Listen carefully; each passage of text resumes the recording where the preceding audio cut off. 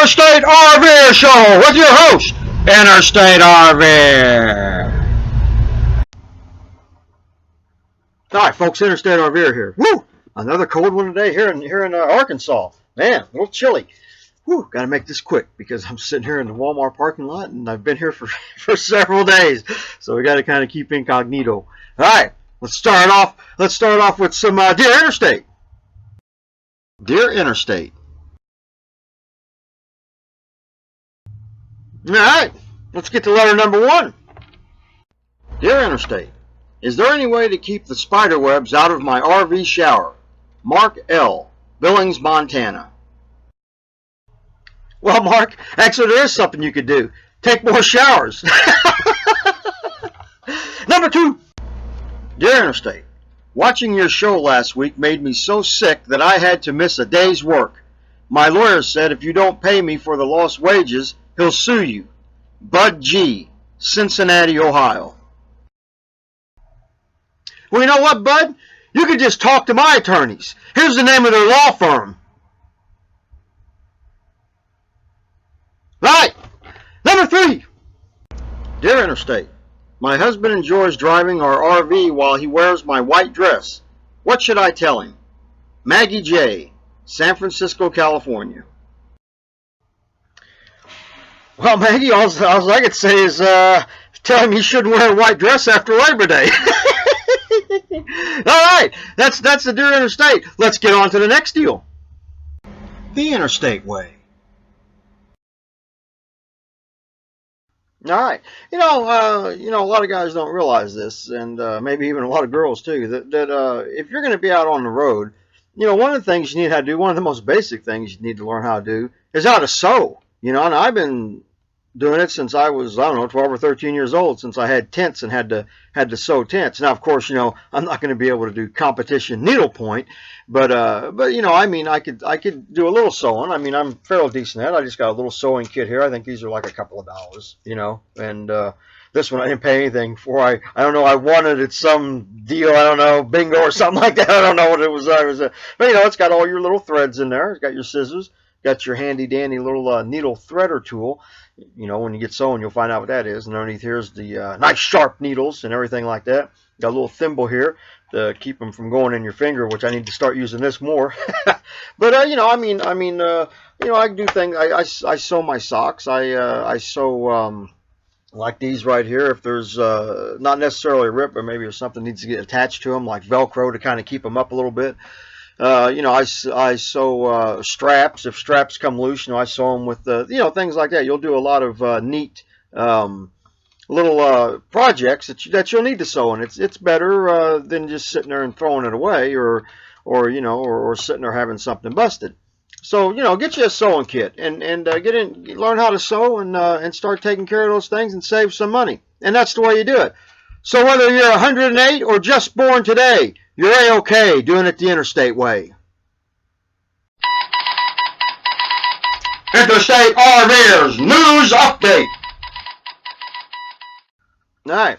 Well, the news update is, it's getting colder. I'm only like a few degrees and a few miles above the freezing weather. Of course, I was told by an RV mechanic they would actually have to get into the 20s and stay there for the tanks to bust. But still yet, I got about a third of a tank of propane. That's okay because I don't run the furnace like all the time. I stay under the covers most of the times at night. When it's cold, it warms up pretty good here. Beautiful here in the daytime in Arkansas, man. Nice 70, 75 degrees. But it's got chilly at night because we've had some crazy rain. It rained pretty good, for a couple of days, and it left everything real cold and damp. That's the part. I'm going to try to make it by the end of this month. I'm out of money, just about. I got about $50 left, and that's enough to put some gas in the tank. I got about a half a tank of gas, and I think I'm only it's 60, 65 miles away from Memphis. It's still not going to be too warm if I get down there. If I can make it into probably about 30, 40 miles into Mississippi, and then that'll be where it's good and warm, and it's still pretty good and warm, enough to where I don't have to worry about anything freezing. when I get one here lately, to get the shows uploaded and things like that. I mean, I am in new territory, and I do the best I can to find McDonald's and things like that.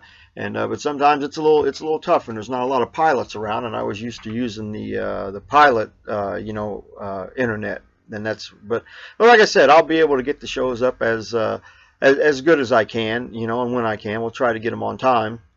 And we'll still maintain the high quality of comedy. So that's the news update, and that's where I'm headed now. I'm going to be headed, try to get down to Memphis, and then from there I'll swing in and see how far down I need to get in Mississippi, and we'll take it from there. So that's the news for this week. Joke of the day. All right, I'll tell you a good one. Hopefully better than last week's. There's this guy. He lives way out in the country, and he gets invited to his cousin's wedding in New York, and he's never been to any kind of wedding. So he goes up to his neighbor and he goes, "Look," he goes, I got this big fancy invitation. He goes, and I don't know what to do or what to wear or anything. And the guy goes, "Oh," he goes, "Well, don't worry." He goes, "They'll tell you what to wear on the invitation." He goes, just read the invitation and do what it says, and be there at the right time, and everything like that. Bring a gift." He goes, and everything will go just fine, So, about a week later goes by, and the neighbor never sees him. Finally, he sees the guy drive up in the car, and he goes, "Where have you been?" He goes, "Well, I've been in jail. They put me in jail in New York." He goes, "Well, what happened?" He goes, "Didn't you go to didn't you go to the wedding?" And he goes, "Yeah." He goes, "That's how I got arrested." He goes, "Well, what do you mean?" He goes, "Well," he goes, "they arrested me because I didn't have the proper attire. I wasn't wearing the right clothes. That's what the policeman said." So he goes, "Well, didn't you turn the invitation over and read on the back what it said?" He goes, "Yeah." He goes, "I followed everything exactly right." He goes, "On the back of the invitation it said black tie only." He goes, "But when I got there, everybody else was wearing clothes." All right, that's the Interstate RVer show for this week, folks. Hey, my little screen must be off. I can't get my finger there. There it goes. Remember, keep watching, subbing, and sharing. Got it right that time. And keep on sending in those letters. And let's make this thing go big. Let's make the show go good, and get up there, and I'll get nice and popular. Maybe I'll be on TV and get my own TV show. So let's just keep everything going. I thank you for all the plus ones and the subs and the views and all that. So keep everything going, and get on over to the YouTube page as well. The Google Plus page is doing fantastic. The YouTube page is not too much action. So let's get over and get on both. And don't worry about the little ads you see running. They're all right. but I'll see you next week, toughies. So remember, you're A-okay doing it the Interstate Way. And keep watching, subbing, and subscribing. No, sharing. Keep watching, subbing, and sharing. There you go. There it is. Okay. I'll see you next week, toughies. Interstate RVer. I'll run out.